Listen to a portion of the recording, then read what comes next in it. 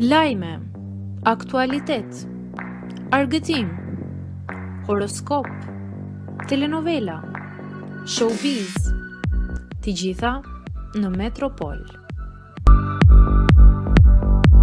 Bëni subscribe në faqen Metropol. Beskallaku zbulon emrin e burrit me të cilin Xhensila e tradhtoi. Një rrëfim i papritur që sipas këtij të fundit ka tronditur rrjetet sociale vjen pikërisht nga Beskallaku. Në një bisedë private që thuhet se ka rrjedhur në publik, ai pretendohet se ka thyer heshtjen dhe ka zbuluar një detaj që deri më tani ishte mbajtur larg vëmendjes. Emri i burrit që sipas tij qëndron pas tradhtisë që çoi në fundin e martesës me Xhensilën. Sipas këtij versioni, Besi nuk e ka bërë këtë zbulim për sensacion, por si një mënyrë për të mbyllur një kapitull të dhimbshëm. Ka gjëra që i mban brenda për vite, por vjen një moment kur e vërteta të djeg. Thuhet se ka thënë ai në rrëfim.